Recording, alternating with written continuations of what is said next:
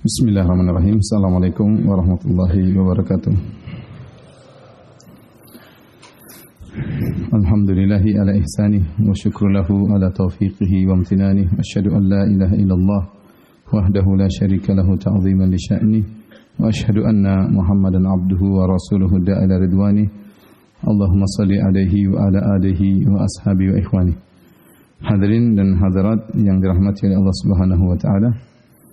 InsyaAllah pada kesempatan kali ini kita akan melanjutkan pembahasan kita dari tafsir surat Al-Kahfi. Kita sampai pada ayat yang ke-60. Allah Subhanahu wa taala berfirman, "Wa idz qala Musa li fatahu la abrahu hatta ablugha majma'al bahraini aw amdiya huquba." Dan ingatlah ketika Musa berkata kepada muridnya di sini adalah Yusha bin Nun.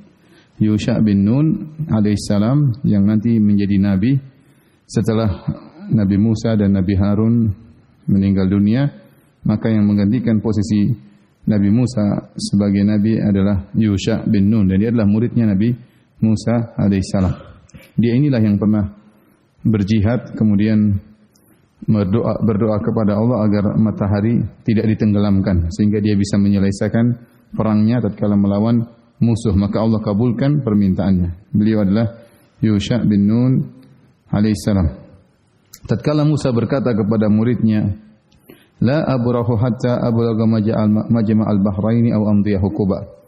Aku tidak akan berhenti berjalan sebelum sampai ke pertemuan dua buah lautan, atau aku akan berjalan sampai bertahun-tahun. Hukuban maksudnya hukbah, yaitu waktu yang sangat lama. Ya, sampai bertahun-tahun, sampai puluhan tahun, aku tidak peduli. Yang penting aku akan berjalan menuju tempat tersebut.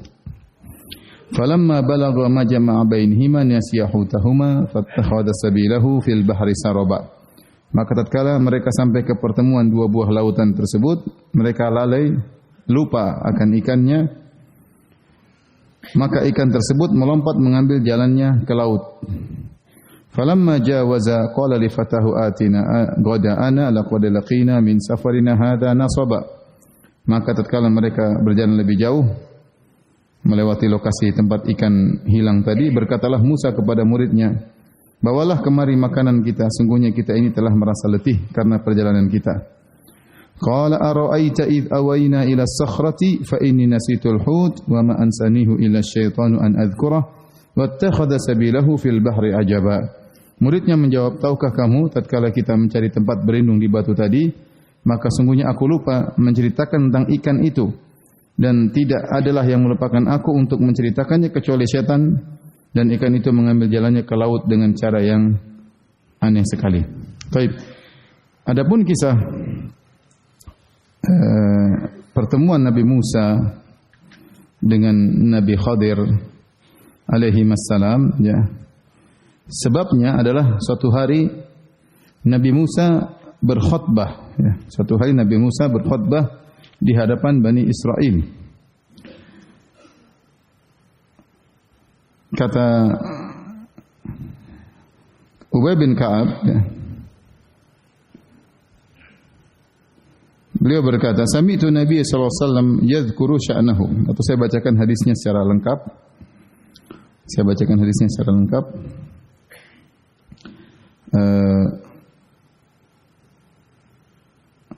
Dari Sa'id bin Jubair, muridnya Ibnu Abbas, dia berkata, "Qultu li Ibnu Abbasin." Aku berkata kepada Ibnu Abbas, "Inna Naufan al-Bikali yaz'umu anna Musa alaihi salam sahiba Bani Israel, laisa huwa Musa sahibal Khadir alaihi salam." Sungguhnya Naufan al-Bikali, dia menyangka bahwasanya Musa yang bertemu dengan Khadir itu bukan Musanya Bani Israel, bukan Musa bin Imran alaihissalam, tetapi Musa yang lain. Maka Sa'id bin Jubair bertanya kepada Ibnu Abbas. Maka Ibnu Abbas pun berkata, "Qala kadzaba adullah." Musuh Allah telah berdusta. Artinya Nauf al-Bikali salah. Sampai Ibnu Abbas marah, sampai Ibnu Abbas mengatakan dia sebagai musuh Allah. Padahal bukan, ya. Cuma kata para ulama, Ibnu Abbas emosi sehingga mensifati diri dengan musuh Allah karena orang ini telah berbicara tentang Al-Quran tanpa ilmu.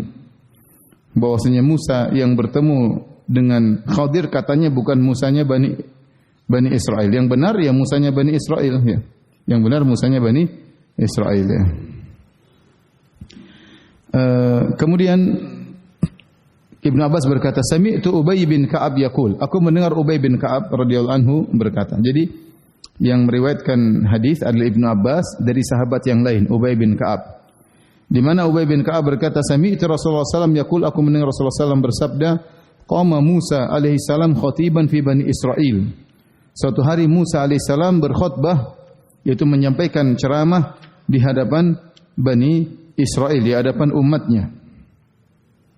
Dalam riwayat yang lain disebutkan khutbah Nabi Musa begitu mendalam sampai disebutkan ya, "Zakkara nasa yauman hatta idza fadatil uyun wa raqqatil qulub." Suatu hari Nabi Musa memberi nasihat kepada kaumnya sampai mata-mata meneteskan air mata, sampai hati-hati mengenai tersentuh, terenyuh.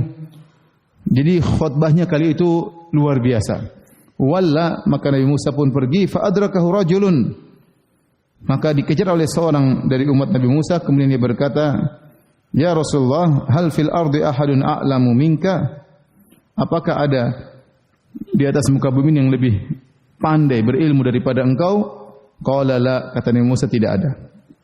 Fa ataba alaihi, maka Allah pun menegur Nabi Musa, "Idlam yaruddal ilma ila Allah."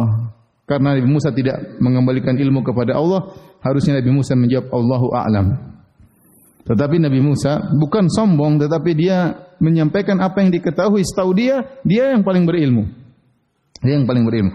Kenapa orang ini bertanya kepada Nabi Musa? Seakan-akan dia kagum dengan nasihat Nabi Musa. Karena kali itu Nabi Musa berceramah sampai mereka menangis, ya, sampai kemudian hati mereka terenyuh. Maka dia bertanya, apakah ada yang lebih berilmu dari engkau? Kata dia, tidak ada.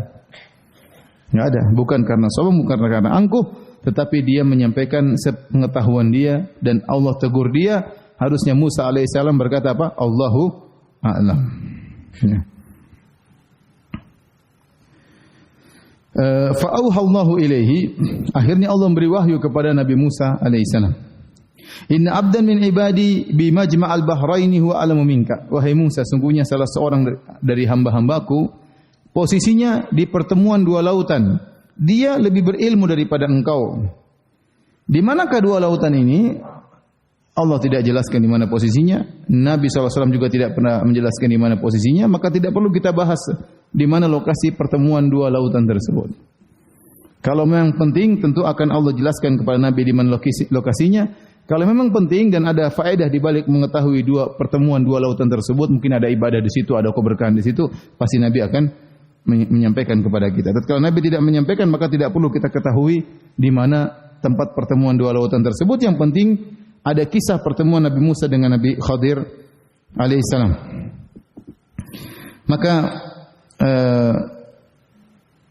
Nabi Musa berkata, "Ai Rabbi, kaifa li bihi?" Ya Rabbku, bagaimana aku bisa bertemu dengan dia? Faqila lahu, maka dikatakan kepada Nabi Musa, "Ihmil hutan fi miktal." Bawalah ikan di semacam keranjang. Fahaitsu tafqidul hut fahuwa samma. Kapan kau kehilangan ikan tersebut, maka disitulah hambaku tersebut, situlah Khadir.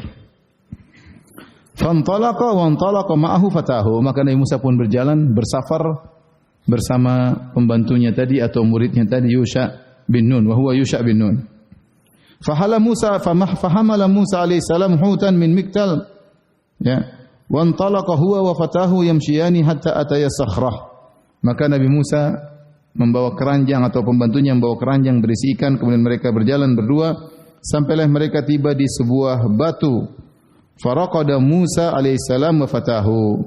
Maka Nabi Musa capek istirahat, tidurlah dia bersama pembantunya tadi atau muridnya tadi. Fattarabal hutu fil miktal. Tiba-tiba ikannya bergoyang-goyang di keranjang. Ini ikan mati, kata para ulama. Ikannya sudah dikasih ikan asin, sudah dikasih apa?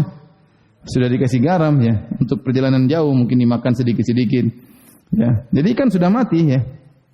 Tiba-tiba ikan tersebut bergerak-gerak dalam keranjang, ya. Hatta kharaja minal miktal, tiba-tiba dia keluar dari keranjang. Fasaqata fil bahri, kemudian jatuh ke lautan.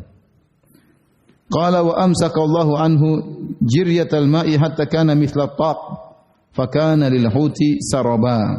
Maka tiba-tiba Allah tahan itu lautan, tiba-tiba ikan tersebut lewat laut tersebut tertahan seperti terowongan dilewati oleh ikan tersebut. Jadi jalur ikan tersebut berjalan, ditahan oleh Allah lautan tersebut seperti membeku jadi es dilewati oleh ikan tersebut. Ya, mukjizat dari Allah Subhanahu wa taala. Jadi ada bekasnya dia lewat, dia lewat. Allah tahan sehingga air tersebut tidak mengalir tapi tertahan bekas lewatnya ikan asin tersebut. Wa kana li Musa wa fatahu ajaban, dan Nabi Musa melihat tersebut dan muridnya takjub. Nanti Nabi Musa lihat. Sekarang Nabi Musa masih tidur, enggak lihat. Nabi Musa masih tidur. Kemudian fantalaqa baqiyata yaumihima wa lailatihima. Kemudian setelah itu mereka berjalan berdua. Ketika ikan tersebut kemudian bergerak, hidup kembali, kemudian masuk ke lautan, sebenarnya si Yusha bin Nun melihat alaihissalam. Cuma dia ingin bangunkan Nabi Musa, dan Musa lagi tidur.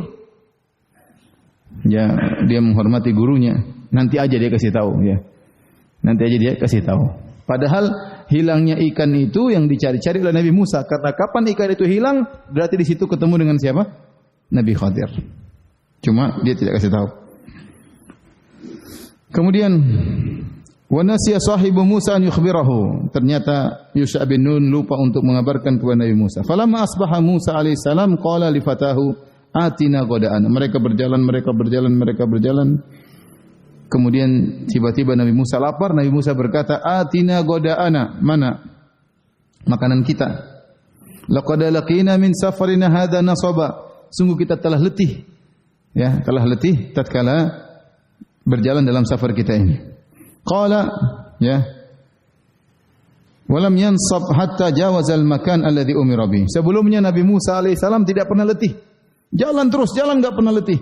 Begitu sudah melewati tempat yang harusnya di situ dia berhenti, Allah bikin dia capek. Kalau dia tidak capek kan enggak makan-makan sampai 2 hari lagi repot. Sebelumnya Nabi Musa tidak lapar dan tidak capek, jalan terus. Sampai tempatnya harus dia berhenti, dia ketiduran alaihissalatu wassalam, kemudian dia berjalan. Karena sudah lewat, maka Allah bikin dia lapar agar berhenti. Tiba-tiba dia berkata kepada pembantunya, mana? Atina ghada'ana, laqad laqina min safarin hadza nasaba. Kita sudah letih dalam bersafar. Maka dia berkata, qala ara'aita id awayna ila as-sakhrati fa inni nasitul hud. Ya. Tidakkah kau ingat, ya?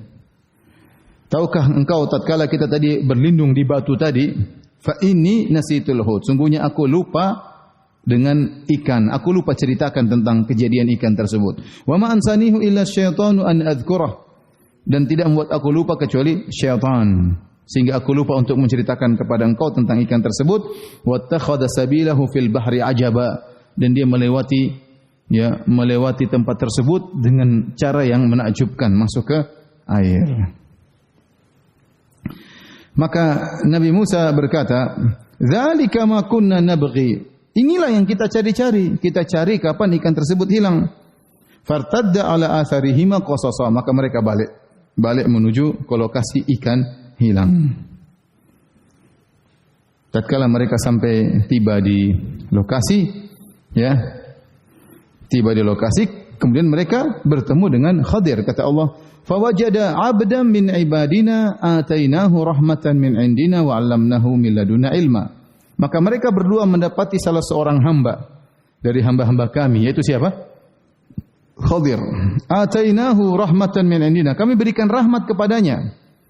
Wa 'allamnahu min ladunna ilma, dan kami mengajarkan ilmu kepadanya dari sisi kami. Dalam hadis disebutkan, fara'a rajulan musajjan alaihi bi thawbin fasallama alaihi Musa. Tiba-tiba Nabi Musa ketemu. Jadi Nabi Musa disebutkan dalam sebagian riwayat, Nabi Musa balik ya, ketemu dengan lokasi ikan itu hilang. Kemudian Nabi Musa melihat terowongan di lautan ini, air beku, tempat lewatnya apa? ikan. Maka dia telusuri terowongan tersebut. Telusuri terowongan tersebut sampai akhirnya ketemu siapa? Sebutkan dia berjalan jauh juga, telusuri terowongan tersebut sampai di lokasi ketemulah di situ Nabi Khadir alaihissalam. Ya. Nabi Khadir alaihissalam. Yusha bin Nun ketika melihat ikan tersebut bergerak, dia ingin kasih tahu Nabi Musa. Tetapi dia lupa, ya. Dia lupa, ya. Dia lupa. Kenapa dia lupa? Kata para ulama, sebenarnya dia harusnya ingat. Karena itu makanan majikan. Makanan siapa? Nabi Musa alaihissalam. Itu yang pertama.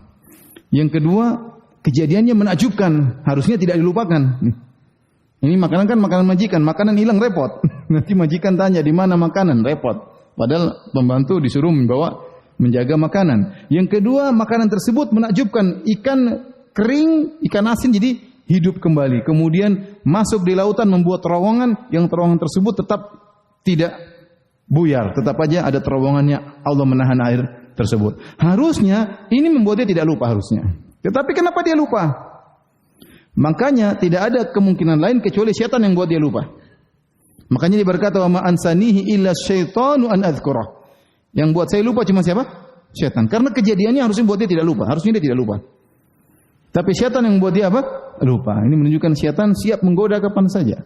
Bahkan membuat seorang apa? Lupa. Bahkan membuat seorang menjadi apa? Lupa. Ada yang mengatakan dia lupa karena mukjizat ikan asin berubah jadi ikan biasa kemudian masuk di lautan adalah hal mukjizat, tetapi Yusha bin Nun sudah sering melihat mukjizatnya Nabi Musa. Jadi biasa. Nabi Musa punya mukjizat apa? Banyak. Tongkat belah laut, tongkat pukul batu keluar apa? Keluar air, keran 12 keluar, pukul orang hidup lagi. Jadi ya ikan ya mukjizat biasa, kalau lupa wajar. Tetapi yang benar harusnya dia tidak lupa karena itu mukjizat. Yang kedua itu makanan majikannya. Baik. Ketika Nabi Musa menelusuri terowongan tersebut, tempat lewatnya ikan, di penghujung dia mendapati seorang musajjan, dia menutupi tubuhnya dengan bajunya. Maka Nabi Musa mengucapkan Assalamualaikum. Assalamualaikum. Maka Khadir berkata, "Anna bi ardika salam." Dari mana ada salam di negerimu ini? Dia tidak pernah dengar orang kasih salam sama sekali. Kok tiba-tiba ada orang mengucapkan apa? Assalamualaikum. Nabi Khadir tidak tahu kalau ini Musa yang terkenal. Ini Musa terkenal ya. Sampai ada filmnya ya. Nabi Khadir tidak tahu kalau ini siapa? Musa alaihissalam. Maka dia bertanya, "Kok ada salam? Siapa engkau?" Musa berkata, "Ana Musa." Saya adalah Musa. Qala Musa Bani Israel, masih bertanya lagi. Berarti kan masyhur Nabi Musa. Masyhur enggak? Masyhur. Para anbiya mereka saling mengenal. Dengar di sana Nabi Musanya, orang hebat, mungkin di sana ada siapa. Maka dia bertanya, "Musanya Bani Israel?" Kata Nabi Musa alaihissalam, "Na'am." Iya. Terus ada apa? Kata Nabi Musa, "Innaka." Kata Khadir kepada Musa, "Innaka ala ilmin min ilmillahi allamanihi." Innaka ala ilmin min ilmillahi allamakahu Allah la a'lamuhu wa ana ala ilmin min ilmillahi allamanihi la ta'lamuhu. Wahai Musa, sungguhnya kau di atas suatu ilmu yang Allah ajarkan kepadamu dan aku tidak tahu ilmu tersebut. Dan saya juga punya ilmu yang Allah ajarkan kepadaku dan kau tidak tahu tentang ilmu tersebut. Maka Nabi Musa pun minta belajar, minta berguru kepada Khadir. Maka Nabi Musa berkata, "Hal attabi'uka ala an tu'allimini mimma 'allimta rusyda?" Maukah aku ikuti engkau agar kau ajarkan kepadaku ilmu yang diajarkan Allah kepada engkau sehingga mengantarkan kepada petunjuk rusda? Kata Khadir, "Innaka lan tastati'a ma'ayya sabara." Kau tidak bisa sabar bersamaku. Susah Musa, belajar sama siapa? Susah. Kau tidak bisa sabar sama aku. Kenapa Nabi Khadir mengatakan demikian? Karena Nabi Khadir akan melakukan hal-hal yang menakjubkan. Dan Nabi Khadir tahu Musa ilmunya tidak sampai di situ. Dan Musa kemungkinan tidak apa? sabar. Apalagi Nabi Musa alaihissalam seorang yang sangat suka bernahi mungkar. Dia melihat sesuatu yang zahirnya mungkar, dia akan mengingkari. Maka Khadir mengingatkan, innaka lan tastati'a ma'iya sabra. Kau tidak bisa sabar bersamaku.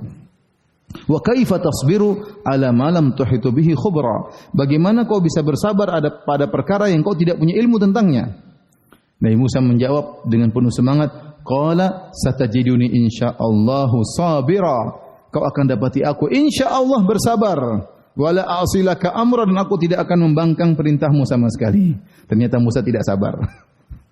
Tapi dia bilang di awal, insyaallah saya apa? Sabar. Kenyataannya tidak sabar. Qala fa in ittaba'tani, ada aturan mainnya wahai Musa kalau kau ikut aku. Fa in ittaba'tani, kalau kau ikuti aku, fala tas'alni an syai'in, jangan tanya-tanya tentang apapun. Hatta uhditsa laka minhu dzikra, sampai saya yang ceritakan. Jangan kau tanya-tanya sampai yang saya ceritakan. Ini hadirin dan hadirat yang Allah Subhanahu wa taala. Sepenggal nanti kita lanjutkan insyaallah pada pertemuan berikutnya, tapi inilah kisah Nabi Musa alaihissalam mencari ilmu, ya, mencari ilmu sampai rihlah jauh untuk bertemu dengan Nabi Khadir alaihissalam. Pembahasan ini sangat penting. Kenapa? Karena muncul khurafat-khurafat di zaman sekarang berkaitan dengan Nabi Khadir. Ya. Saya pernah ketemu dengan orang, dia bilang kami sekelompok orang dengan pejabat-pejabat, kami ketemu Nabi Khadir. Jadi daftar dulu, ketemu, tiba-tiba ada cahaya dari langit. Terus kami ketemu dengan Khadir, tapi enggak boleh lihat dia.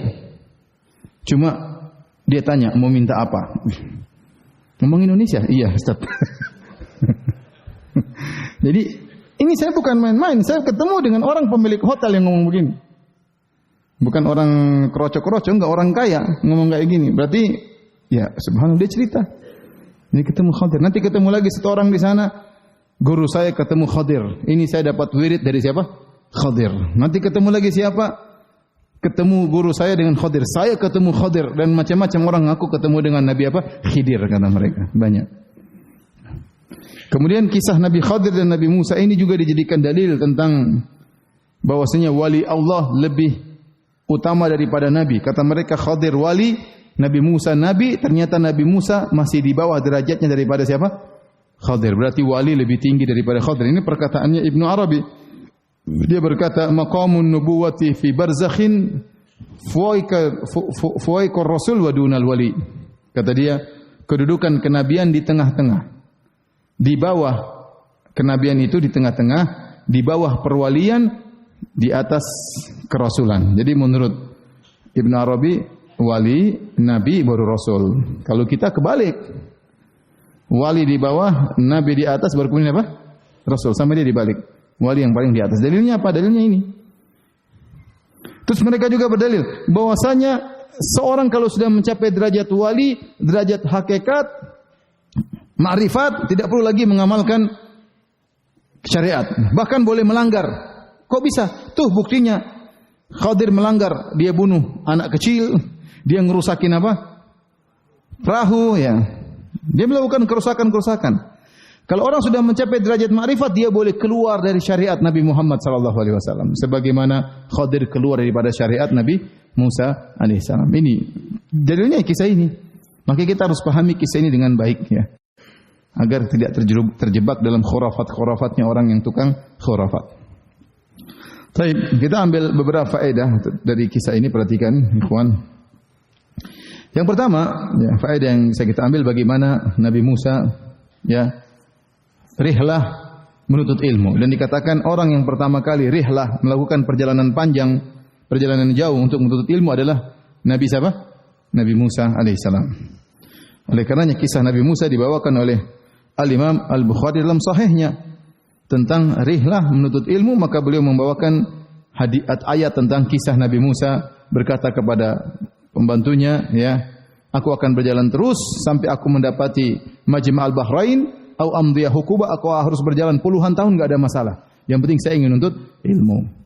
Kemudian juga Imam Bukhari menyebutkan tentang rihlahnya Jabir bin Abdullah, ya, menuju Abdullah bin Unais, ya, radhiyallahu anhu, ya, untuk mencari satu hadis tentang kondisi padang mahsyar. Maka Jabir bin Abdullah kemudian beli onta, kemudian dia berjalan dengan perjalanan 1 bulan untuk mendengar satu hadis. Ini contoh menuntut ilmu, mencari satu hadis. Sahabat yang melakukan dengan perjalanan 1 bulan. Waktu ditanya, kenapa kau datang jauh-jauh? Kata dia, aku khawatir meninggal sebelum mendengar hadis ini. Maka aku bersafar, ya, dari Madinah menuju Mesir. Kalau tidak salah itu menuju Syam untuk mendengar satu hadis, kemudian balik lagi. Bayangkan sebulan. Menuntut ilmu butuh biaya. Al-Imam Al-Bukhari tatkala mencari hadis, beliau berjalan naik onta, berjalan kaki, total perjalanan beliau sekitar 14.000 kilometer. Sekitar 14.000 kilometer. Sekian ratus kilometer di kota ini menetap, kemudian setelah selesai lanjut lagi ratusan kilometer ke kota berikutnya, sampai total perjalanan beliau kira-kira 14.000 kilometer. Ada yang bilang 13.800, ya sekitar 14.000 kilometer. Dan beliau belajar dari lebih dari 1.000 guru untuk mengumpulkan hadis yang sangat banyak sehingga hasil karya yang fenomenal yaitu Sahih Al-Bukhari, ya. Jadi nuntut ilmu itu butuh perjuangan.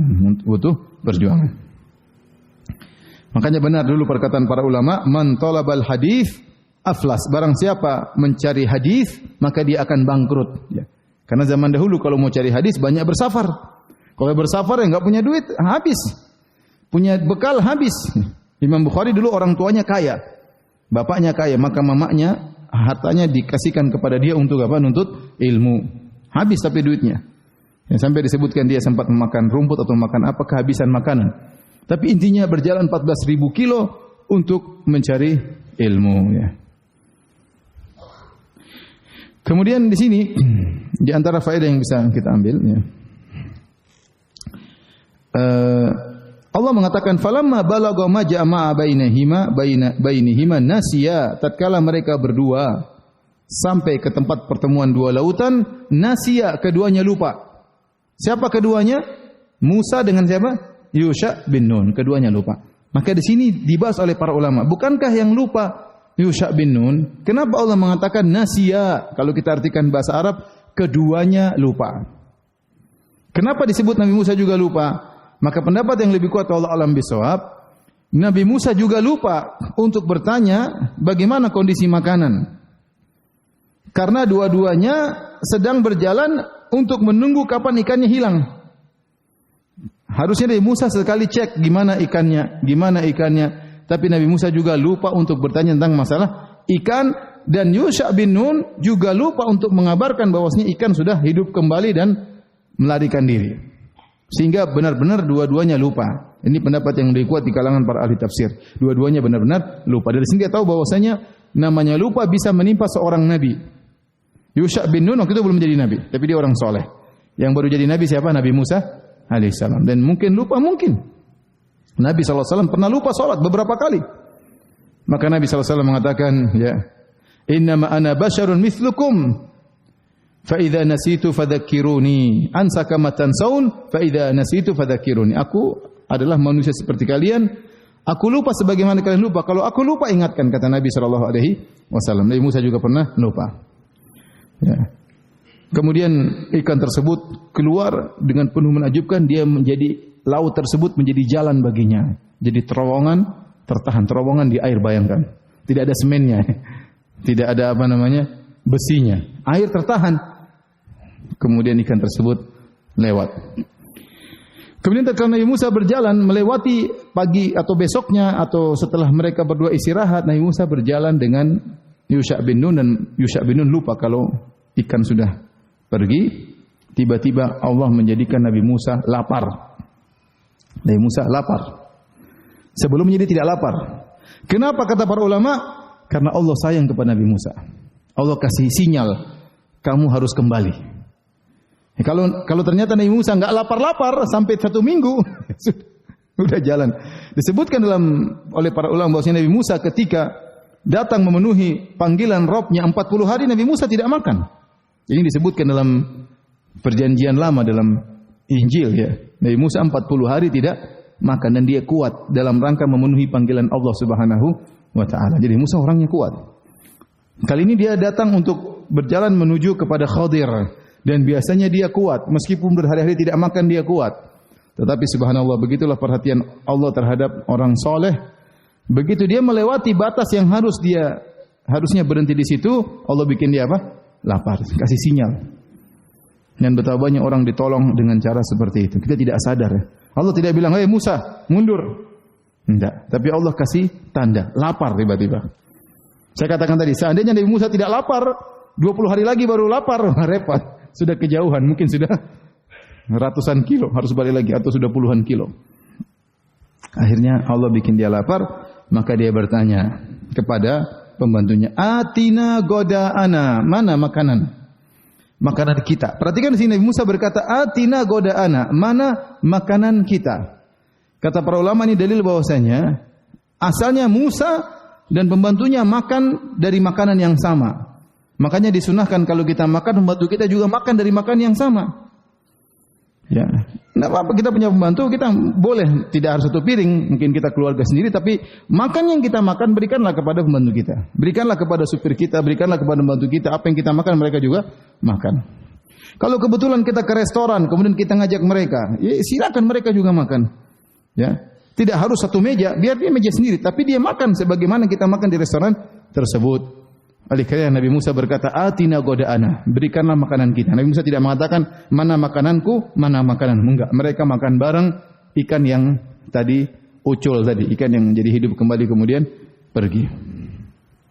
Ya. Jadi maksud saya, dengan begitu kita lebih tawadhu ya. Dengan begitu kita menghargai pembantu kita, menghargai apa? Supir kita ya. Kita suruh-suruh mereka, kita marah-marah mereka, terkadang kita bentak-bentak mereka. Waktunya makan, kasihnya nasi kucing. Jangan ya. Kasih nasi yang benar ya. Nasi yang benar makan, jangan kasih nasi yang murah atau yang kita makan mereka juga makan. Dan itu sunnah ya. Diajarkan oleh Nabi Musa alaihissalam, bahkan sebelum Nabi kita sallallahu alaihi wasallam. Ya. Laqad laqina min safarina hadza nasaba. Mana makanan kita capek. Boleh seorang menyebutkan kondisi dia tapi bukan dalam rangka mengeluh. Contohnya saya sakit. Beda. Kita mengungkapkan saya sakit, saya lagi banyak utang misalnya, saya lagi sibuk, saya letih. Yang penting bukan kondisi mengeluh kepada Allah Subhanahu wa taala. Beda antara orang curhat seakan-akan dia, bedalah, kita bisa bedakan kapan kita ngomong dalam kondisi kita mengeluhkan Allah kepada manusia. Waduh, saya lagi, itu berarti kita mengeluh. Tapi kalau kita kabarkan saja, maaf saya lagi sibuk, maaf saya lagi enggak enak badan, itu enggak ada masalah. Saya lagi capek, saya lagi dililit utang misalnya, saya lagi ini enggak ada masalah. Dan itu bukan bentuk berkeluh kesah kepada manusia. Yang Allah tidak suka dengan sifat tersebut. Ya. Innal insana khuliqa halu'a. Manusia itu suka apa? Berkeluh kesah. Baik. Qala ara'aita, maka kemudian Yusha bin Nun baru ingat. Bagaimana? Bukankah iz awaina, bagaimana menurutmu tatkala kita sedang bernaung di batu, fa inni nasitulhu, tiba-tiba saya lupa dengan ikan tersebut. Ternyata ikan tersebut bergerak, kemudian dia loncat, kemudian jadi ikan yang hidup kemudian pergi. Dan aku tidak lupa, kecuali yang membuat aku lupa kecuali siapa? Syaitan. Wattakhadha sabilahu fil bahri ajaba, kemudian melewati jalannya yang menakjubkan.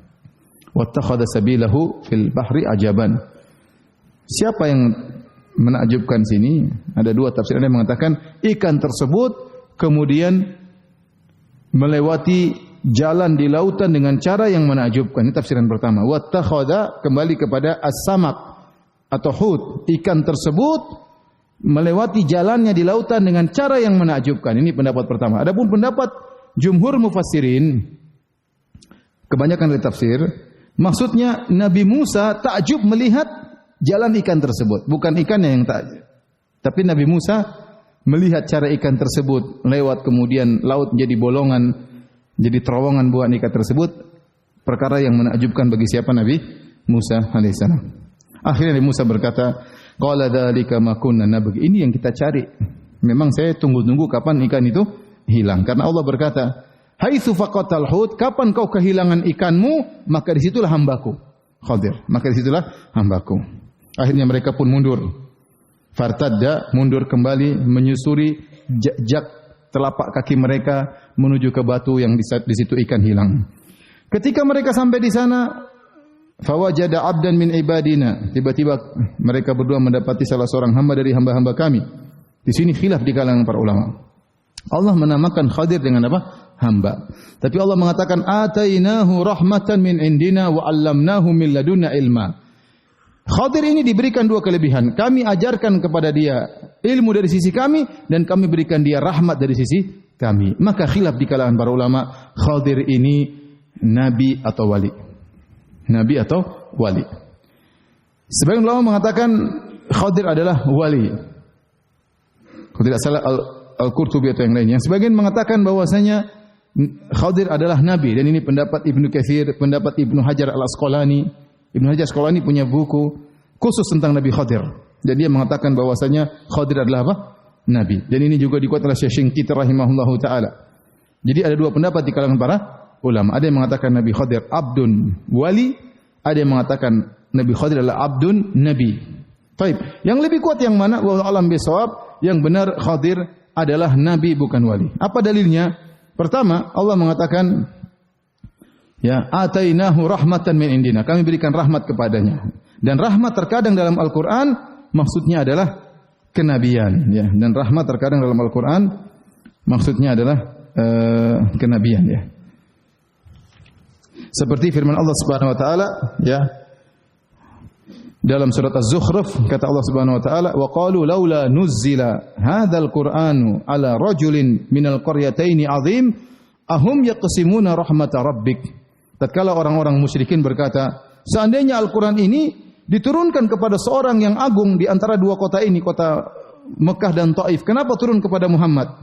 Harusnya turun kepada orang yang agung selain Muhammad. Jangan Muhammad yang jadi nabi, tapi orang lain. Jadi orang Quraisy kasih ide, harusnya bukan Muhammad yang jadi nabi, tapi ada satu lagi yang menjadi nabi. Kata Allah, ahum yaqsimuna rahmata rabbika. Apakah mereka yang membagi-bagi rahmat dari Rabbmu? Artinya kenabian, mereka membagi-bagi kenabian. Urusan siapa? Urusan Allah. Allah menambahkan kenabian dengan rahmat, maksudnya di sini. Allah menamakan kenabian dengan apa? Rahmat. Kemudian terkadang Allah menamakan kenabian dengan ilmu. Ya, seperti Allah berfirman, "Wa anzalallahu 'alaikal kitaba wal hikmata wa 'allamaka ma lam takun ta'lam." Dan Allah turunkan kepada engkau Alkitab dan hikmah, dan Allah mengajarkan kepada engkau apa yang kau tidak ketahui. Seperti juga, ya, dalam kisah ini, ya, Allah mengatakan wa 'allamnahu, ya, seperti Allah berfirman juga tentang nabi yang lain, wa innahu ladzu ilmin lima 'allamna, kepada Nabi Yakub alaihissalam. Kata Allah, wa innahu ladzu ilmin lima 'allamna, sungguhnya dia pemilik ilmu yang kami ajarkan, maksudnya kenabian. Oleh karenanya terkadang rahmat dan ilmu maksudnya kenabian. Dan ini dua hal ini terkumpul pada Khadir. Kata Allah, atainahu rahmatan min indina wa 'allamnahu min ladunna ilma. Kami berikan kepada dia rahmat dari sisi kami dan kami ajarkan ilmu dari sisi kami. Ini menunjukkan Nabi Khadir adalah nabi bukan wali. Apalagi dalam hadis Khadir berkata, "Ya Musa, innaka ala ilmin 'allamakahullah. La a'lamuhu ana wa ana ala ilmin 'allamani Allah la ta'lamuhu anta." Kata Khadir, "Wahai Musa, kau punya ilmu yang Allah ajarkan yang kau tahu aku tidak tahu, dan aku punya ilmu yang Allah ajarkan kepadaku yang kau tidak tahu." Ya, ini ada istilahnya apa? Head to head, ya. Kau punya ilmu, saya juga punya ilmu. Berarti kau nabi, saya juga apa? Nabi. Paham? Kemudian di antara dalil bahwasanya Khadir adalah nabi, Khadir berbicara tentang hal gaib nanti. Dia mengatakan, kenapa saya bunuh anak ini? Karena anak ini besar nanti akan menjerumuskan kedua orang tuanya dalam kekufuran. Dan siapa yang tahu ilmu gaib kecuali para nabi? Kata Allah Subhanahu wa taala, "Alimul ghaibi fala yudhiru ala ghaibihi ahadan illa man irtada mir rasulin." Allah Maha tahu ilmu gaib dan Allah menyembunyikan ilmu gaibnya kepada siapapun kecuali kepada para rasul Allah nampakkan. Dan Khadir tahu tentang masa depan. Kalau wali enggak tahu. Firasat oke. Firasat saya, tapi memastikan akan terjadi demikian. Itu hanya nabi yang tahu. Kalau enggak nabi dukun. Berarti Khadir nabi. Kalau dia wali, dia tidak akan bisa memastikan. Firasat ada kalau wali ya. Tapi kalau pastikan anak ini nanti gede umur sekian bakalan menjerumuskan kedua orang tuanya dalam kesyirikan, kekufuran, berarti dia nabi. Kemudian di antara hal yang menunjukkan dia seorang nabi, dia berani membunuh anak tersebut. Nanti akan kita dalam pertemuan berikutnya. Dia ketemu anak lagi main-main sama orang, kemudian dia pelintiri kepalanya. Dan tidak boleh melakukan demikian kecuali seorang nabi. Tidak boleh seorang dengan firasat, coba saya misalnya Ustaz, anak ini sekarang aja kayak begini, besar nih pasti bajingan. Sekarang aja saya pelintiri, enggak boleh.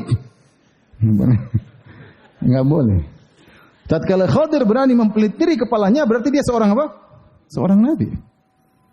Dan ini penting, kenapa kita katakan ini nabi? Kata Ibnu Hajar rahimahullah taala, gara-gara berpendapat bahwasanya Khadir adalah wali, banyak orang-orang membuka pintu kezindikan. Tadi mengatakan Khadir wali, Musa nabi, berarti wali lebih hebat daripada nabi. Berarti wali boleh meninggalkan syariat apa? Nabi. Maka di antara cara membasmi mereka, kata Ibnu Hajar, pendapat yang rusak ini adalah dengan menyatakan Khadir juga apa? Nabi. Ya, taib. Azan ya. Taib, habis salat kita lanjutkan sedikit.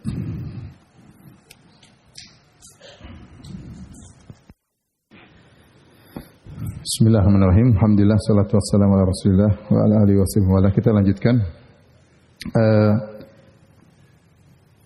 Kisah ini menunjukkan bagaimana agungnya ilmu dari banyak sisi. Dari sisi pertama, bagaimana Nabi Musa alaihissalam rela bersusah payah, ya, kemudian bersafar yang jauh dengan membawa bekal secukupnya untuk bertemu dengan Nabi Khadir dalam rangka untuk menuntut ilmu. Dia seorang pemimpin di Bani Israel.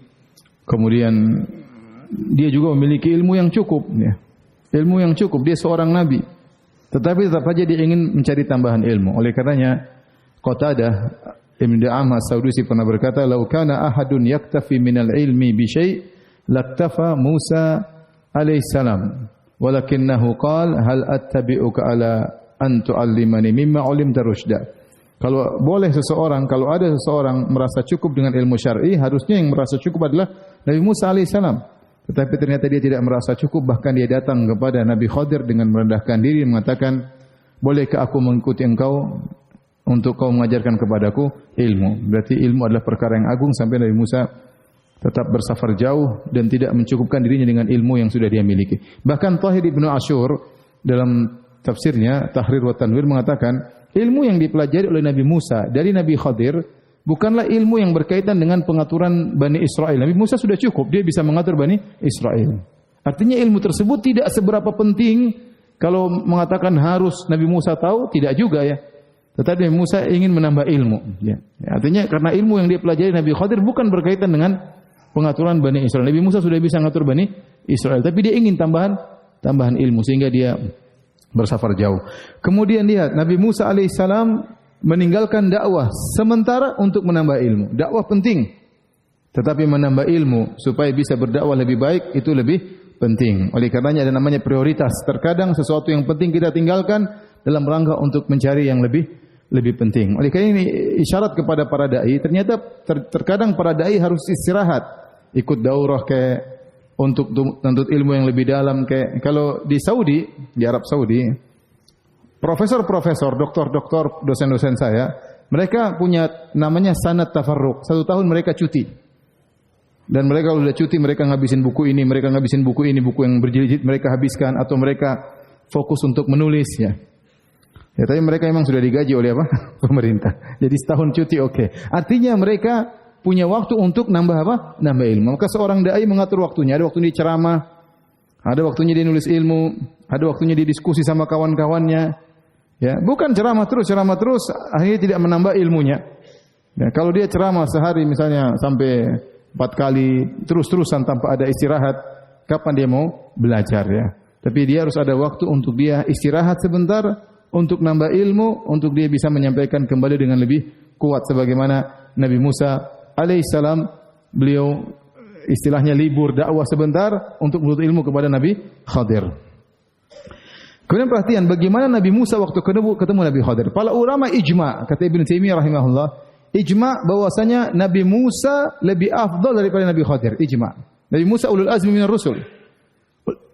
Nabi-nabi yang spesial, rasul yang spesial, Nabi Muhammad sallallahu alaihi wasallam, Nabi Musa, Nabi Isa, kemudian Nabi Ibrahim, Nabi Nuh alaihissalam, ulul azmi minar rusul, para rasul yang hebat-hebat. Makanya tatkala di padang mahsyar yang didatangi 5 nabi ini. Nabi Khadir enggak, yang lainnya enggak. Jadi ulama ijma sepakat bahwasanya Nabi Musa lebih mulia daripada Nabi Khadir. Tapi lihat bagaimana tatkala Nabi Musa ingin menuntut ilmu kepada Nabi Khadir, dia tidak memposisikan dirinya lebih tinggi, enggak. Dia memposisikan dirinya lebih rendah. Makanya dikatakan tidaklah seorang sempurna menuntut ilmu sampai dia menuntut ilmu dari orang yang dari di atasnya, dari orang yang setaranya, dari orang yang di bawahnya. Kalau memang ada ilmu yang tidak tahu, maka jangan kesombongannya menghalangi dia untuk menuntut ilmu dari orang yang di bawahnya. Kalau memang dia tidak tahu, ya sudah. Anda profesor tapi bidang tertentu, dalam bidang tertentu Anda enggak tahu apa-apa. Tanyakan kepada orang tersebut, apa salahnya? Itu menunjukkan Anda tawadhu. Nabi Musa, ya, orang terbaik di zaman itu. Zaman itu dia yang paling terbaik, yang paling dicintai oleh Allah, Nabi Musa alaihissalam. Yang digelari dengan kalimullah, dipanggil oleh Allah, berbicara langsung dengan Allah Subhanahu wa taala, tapi dia merendahkan dirinya datang kepada Nabi Khadir. Kemudian dia berkata apa? Lihat. Saya bacakan bagaimana Nabi Musa berkata kepada Nabi Khadir. Kata Nabi Musa, "Hal attabi'uka ala an tu'allimani mimma 'ullimta rusydah?" Maukah, bolehkah aku mengikutimu? Ya, dia tidak mengatakan Khadir, ajarin aku, enggak.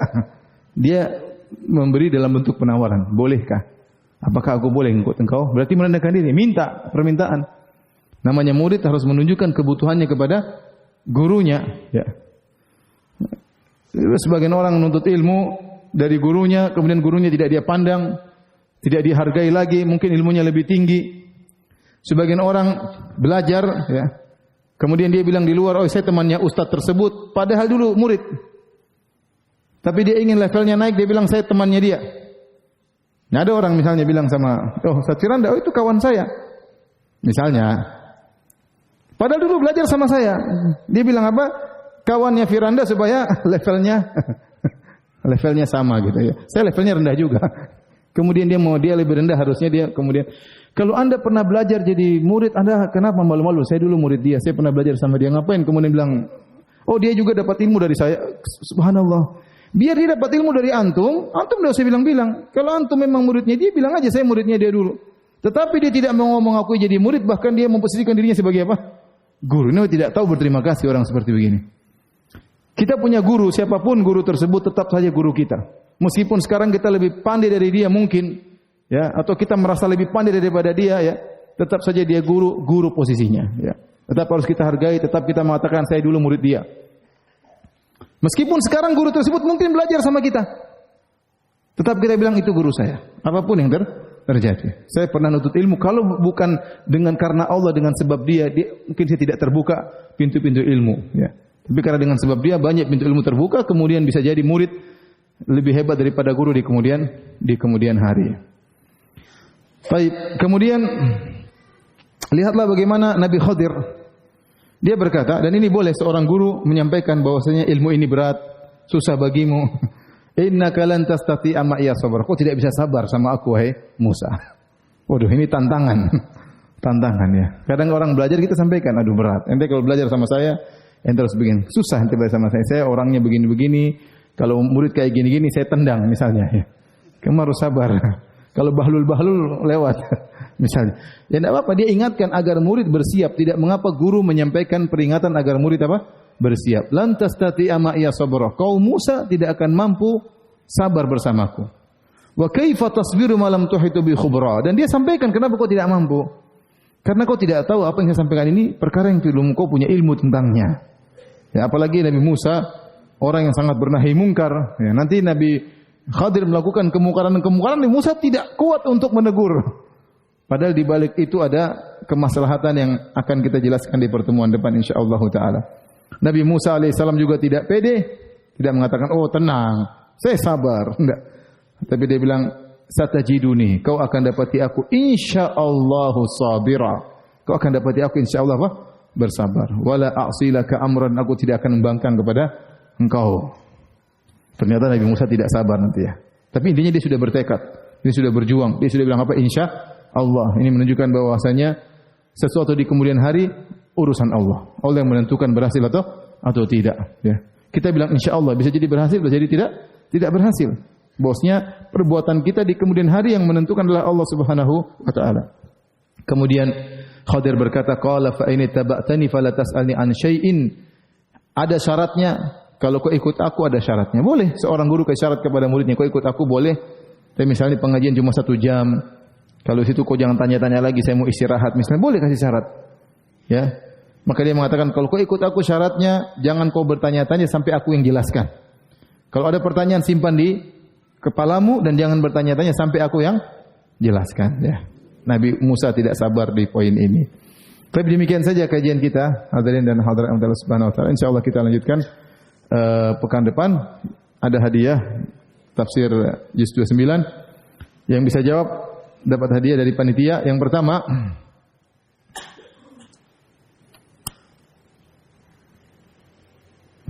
siapa namanya orang yang kata Ibnu Abbas kadzaba adullah, musuh Allah berdusta. Orang tersebut namanya siapa ya? Naufal al-Bilkali. Masya Allah. Allah ibarik fiik. Ini tasnya. Ini buat calon ente. Ada calonnya? Ada calonnya enggak? Belum ada, enggak jadi. Baik. Pertanyaan kedua.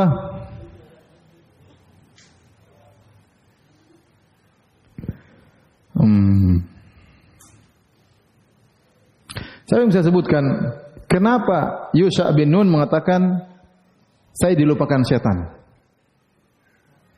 Ya, coba berdiri. Kenapa?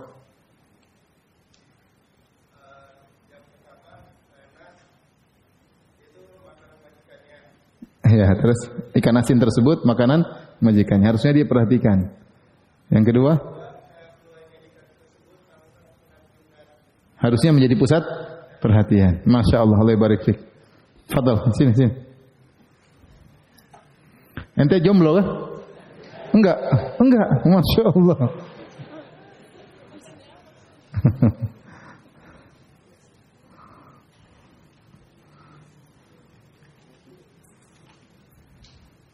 Allah barik fiik. Syukran.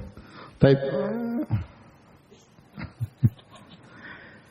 Tapi pertanyaan sedikit, bagaimana hukum zikir pagi petang yang terputus-putus? Qadarullah kalau lagi zikir sore anak kerepotan karena kerjaan. Tidak apa-apa, putus-putus. Yang penting waktu kita zikir pagi petang ada waktunya. Ya.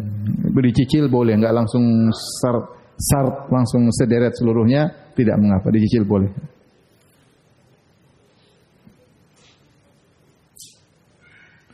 Bolehkah kita beramal mengatasnamakan orang lain dengan harta kita?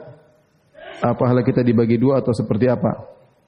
Kalau kita beramal mengatasnamakan orang lain, maksudnya apa? Kita bohong gitu. Ya. Kalau memang intinya seorang jangan bohong, jangan bilang ini fulan yang kalau harta kita, kalau kita bisa sembunyikan. Tapi kenapa kita harus atas nama orang lain? Saya tidak tahu kenapa harus atas nama orang lain. Intinya kalau harta kita ya atas nama kita. Kalau tidak perlu dikasih atas nama, enggak perlu kasih atas nama, kasih aja. Ya, kasih aja. Tapi kalau ada cara ternyata tidak bohong, ya sudah kamu aja yang kasih. Ya. Enggak usah sebut nama saya, enggak apa-apa. Yang penting jangan sampai apa? Bohong. Ya. Bilang aja nanti ada muhsinin misalnya. Intinya jangan bohong. Kita ingin ikhlas tapi enggak boleh bohong.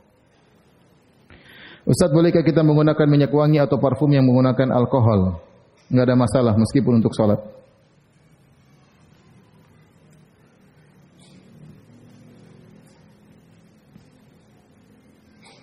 Ustaz, jika menikah menyempurnakan setengah agama, lalu apa setengahnya lagi Ustaz?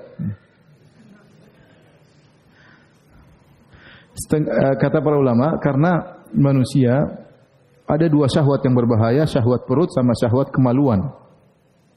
Jika dia sudah menikah, maka syahwat kemaluannya sudah teratasi. Seharusnya ya. Tinggal syahwat perutnya, jangan sampai dia mencari harta dari cara yang haram. Maka tinggal dia kata Nabi sallallahu alaihi wasallam, "Man tazawwaja faqad istakmala nisfa dinihi, falyashhad fi nisfil baqi." Barang siapa yang sudah menikah sempurna setengah agamanya, dia bersungguh-sungguh untuk menyempurnakan setengahnya lagi. Setengahnya lagi tadi dengan mencari nafkah yang halal, jangan sampai dia makan dari harta yang haram.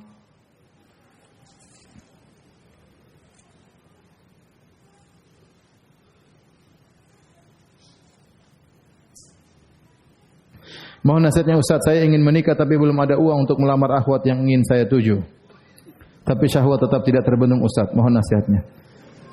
Ya ente puasa, kalau puasa tidak bisa lagi ya tundukkan pandangan ya. Kalau enggak ada yang bisa bantu kasih uang zakat boleh ya. Kasih uang zakat untuk ngelamar tuh akhwat ya. Kalau ternyata akhwatnya terlalu mahal ya sudah, antum tahu diri aja. Ya sudah cari yang mungkin ya. Kalau tidak mungkin enggak usah dipaksa.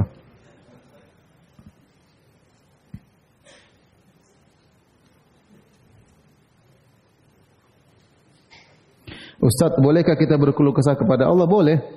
Kata Yakub alaihissalam, "Innama ashku bathi wa huzni ila Allah." Aku mengeluhkan kesedihanku kepada Allah. Kita di depan orang kita tersenyum, ada masalah kita serahkan kepada siapa? Yang kuasa, Allah Subhanahu wa taala.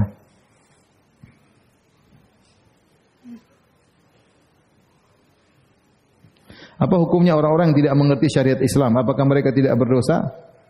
Ya, masyarakat umum tidak tahu syariat Islam, mereka melakukan keharaman. Kalau mereka benar-benar tidak tahu, maka tidak mengapa. Kecuali ketidaktahuan tersebut diakibatkan malas menuntut ilmu, maka tidak ada uzur.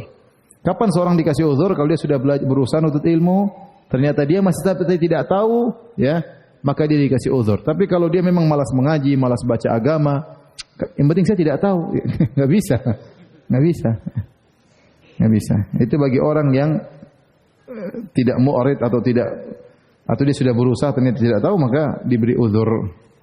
Atau ternyata dia belajar sama ustaz, dia menyangka ini sumber ilmu, ternyata ustaznya ngajar salah-salah. Jadi dapat uzur. Ustaz, apakah bapaknya Nabi Musa dengan bapaknya Maryam bin Imran sama? Beda ya, beda zaman ya. Kebetulan namanya siapa? Imran. Baik, mohon maaf sampai sini saya ada keperluan habis ini. Insyaallah kita bertemu lagi pekan depan. Subhanakallah bihamdik asyhadu an la ilaha illa anta astaghfiruka wa atubu ilaik. Assalamualaikum warahmatullahi wabarakatuh.